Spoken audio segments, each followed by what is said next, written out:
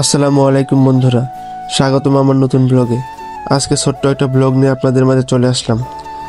আজকে আমার এই ছোট্ট ভিডিওর টপিক হলো, আমি কিছু প্যারেন্টস কোয়েল নিয়ে আসছিলাম বাজার থেকে। সেগুলো ডেইলি রুটিন, খাবার এবং তাদের থাকার জন্য কিছু মাঠ থেকে বালু নিয়ে আসলাম এবং তা কোয়েলের ঘরে রাখলাম। আমি নতুন একটা জিনিস দেখলাম যে কোয়েল নাকি বালু বা মাটি দিয়ে গোসল করে, তাই রাখলাম। তারপর দেখি সত্যি, হ্যাঁ, তারা বালু দিয়ে গোসল করতেছে। তারপর কোয়েলের খাবারের পটে থেকে খাবার নেই, আর পানি ওদিকে শেষ করে দিছে। আর বিশেষ করে কোয়েল পানির মধ্যে পায়খানা করে, এই জন্য পানিগুলো তাড়াতাড়ি নষ্ট হয়। তারপর সেগুলো পরিষ্কার করে খাবার দিলাম, পানিও দিলাম। আর এখন যেহেতু শীত, সেজন্য ঠান্ডা পানি দেওয়া উচিত না, কিন্তু আমার পানি গরম করার সময় ছিল না, তাই ট্যাপ থেকে পানি দিছি। কারণ আমাদের ট্যাপে সবসময় পানি ওঠায়, বাসায় ভাড়াটি আছে।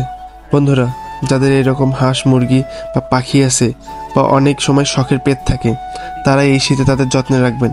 কারণ এমনিতেই তো তাদের অনেক সমস্যা, তার উপর ঠান্ডার সময় বিশেষ করে ঠান্ডা লাগে, তাই যত্নে রাখবেন এবং কিছু মেডিসিন দেবেন। আজকে এই পর্যন্ত বন্ধুরা, কারণ এমনিতেও আমার ভিডিও কেউ দেখে না, তারপর বড় ভিডিও দিলে আর কেউ দেখবে না। তারপরও যে ভিডিওটা দেখবেন, অবশ্যই লাইক, শেয়ার এবং যে প্ল্যাটফর্মে দেখেন না কেন, সাবস্ক্রাইব এবং ফলো করে পাশে থাকবেন। পুরো ভিডিওটি মনোযোগ দিয়ে দেখবেন, ভালো লাগবে। ধন্যবাদ।